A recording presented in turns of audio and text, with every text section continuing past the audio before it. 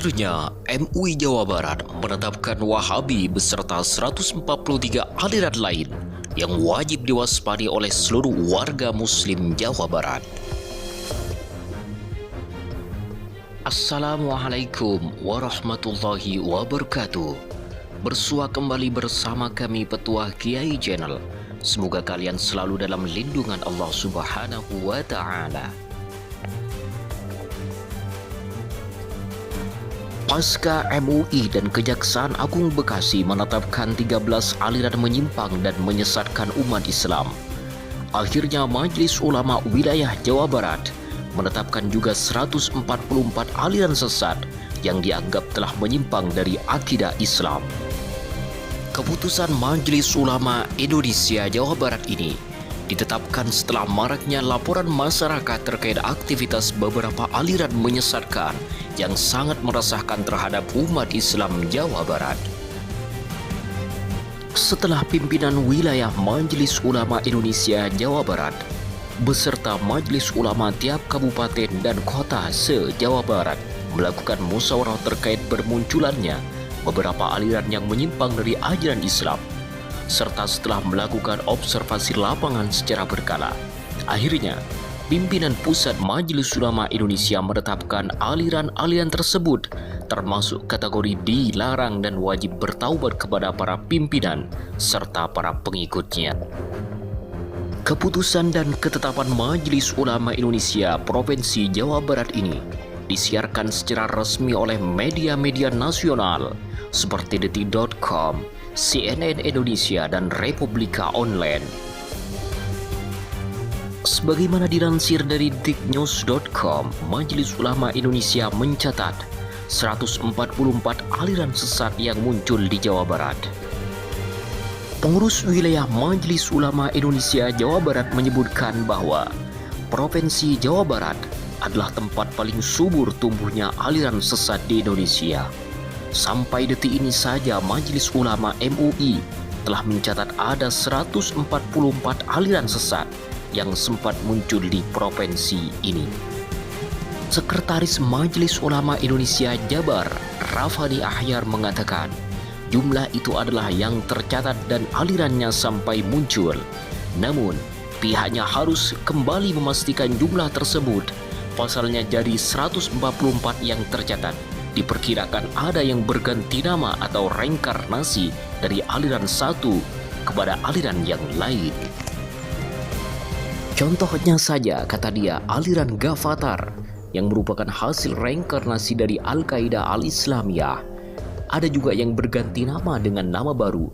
Jadi kalau dikumpulkan semua tidak akan sampai segitu, katanya saat dihubungi oleh Detik.com.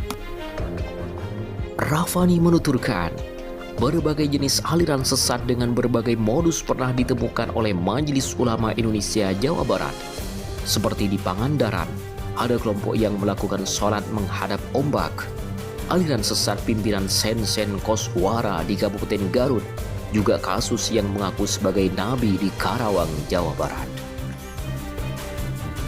Modusnya juga beragam. Pertama, ada doktrin cepat masuk surga. Kalau ada ketaatan kepada pimpinannya, dijamin masuk surga. Sampai ada aliran surga Eden di Cirebon. Doktrinnya itu kalau mau cepat masuk, pengikut perempuannya itu harus mau digauli oleh pimpinannya. Dan itu terjadi, ujarnya. Bahkan muncul satu aliran yang sangat menyesatkan. Aliran ini sangat gemar untuk membid'ahkan dan mengkafirkan umat Islam Indonesia. Bahkan aliran ini tidak segan-segan mengkafirkan para ulama. Bahkan kedua orang tua Nabi pun terancam menurut mereka masuk ke neraka jahanam. Melihat dari data yang ada, dia meyakini bahwa Jawa Barat adalah tempat paling subur tumbuhnya aliran sesat. Terlebih Jawa Barat ini adalah provinsi dengan jumlah penduduk paling banyak mencapai 46 juta jiwa. Dalam teori sosial itu, di tengah kepadatan berbagai pelanggaran gampang, katanya, ucapnya. Sekretaris MUI Jawa Barat ini menambahkan, tantangan umat Islam untuk tetap menjaga kemurnian agama Islam. Pihaknya meminta semua pihak seperti ulama, tokoh agama dan ormas Islam untuk lebih meningkatkan kembali dakwah di tengah masyarakat. Saya ingin ormas-ormas Islam ini mengadakan dialog dakwah untuk menyamakan visi untuk menghadapi gejala-gejala aliran sesat ini. Jadi kehadiran ulama ustadz harus lebih instan lagi katanya. Senada dengan ini, CNN Indonesia mengabarkan bahwa Majelis Ulama MUI Jawa Barat mendeteksi 144 aliran sesat di Jabar, termasuk diantaranya adalah aliran Wahabi Salafi. Menurut data hasil wawancara CNN Indonesia bersama Sekretaris Majelis Ulama Indonesia Jawa Barat, keberadaan ajarannya menyebar di sejumlah daerah, tapi paling banyak ditemukan di Cirebon, Bogor, dan Bandung, kata Sekretaris Umum MUI Provinsi Jawa Barat, Rafani Ahyar, usai memimpin mengucapkan 2 kalimat syahadat warga Jabar korban Gavatar di Gedung Dinas Sosial Jawa Barat, Kota Cimahi, seperti dilansir Antara News. Ia menuturkan dari 144 aliran menyimpang atau sesat yang cukup menyita perhatian ialah aliran hidup di balik hidup, aliran Al-Quran Suci, aliran Surga Eden, aliran Millah Ibrahim, serta aliran Siliwangi Panjalu, dan aliran Lia Eden dan Al-Qaeda Al-Islamiyah. Dan yang cukup menyita perhatian publik adalah dakwah Wahabi Salafi yang seling mengkafirkan, membid'ahkan amalia umat Islam Indonesia. Bahkan aliran ini tidak segan-segan untuk mengkafirkan para ulama Ahlus Sunnah wal Jamaah. Tidak luput dari itu, kedua orang tua Nabi dianggap oleh aliran Wahabi sebagai ahli penghuni neraka Jahannam. Astagfirullah. Tidak hanya itu, dan yang cukup menyita perhatian juga adalah salah seorang warga Bandung bernama Sayuti. Dia seorang tukang cukur yang mengaku sebagai nabi, kata dia. MUI Jawa Barat menurut dia berupaya semaksimal mungkin mengatasi keberadaan 144 aliran sesat tersebut. Namun ada sejumlah kesulitan yang dihadapi pihaknya, seperti aliran atau ajaran tersebut muncul sebentar ke permukaan publik, kemudian menghilang bak ditelan bumi. Agar lebih menguatkan informasi ini, maka kami lampirkan langsung keputusan resmi Majelis Ulama Indonesia yang telah dipublish oleh MUI Jabar melalui website resminya. Dilansir dari web resmi Majelis Ulama Indonesia Jawa Barat, mui.jabar.or.id, perkembangan aliran-aliran sesat di Jawa Barat. Pertama, aliran yang sudah dideteksi dan ditemukan di Jawa Barat. Provinsi Jawa Barat adalah provinsi dengan jumlah penduduk terbesar di Indonesia. Berdasarkan sensus penduduk pada tahun 2015 telah mencapai 46 juta jiwa. Banyak kasus aliran sesat yang muncul di beberapa wilayah Jawa Barat mendapatkan reaksi dan penolakan masyarakat. Kemudian MUI baik provinsi, kabupaten, dan kota, bahkan tingkat kecamatan dan kelurahan menangani setiap aliran sesat yang muncul itu.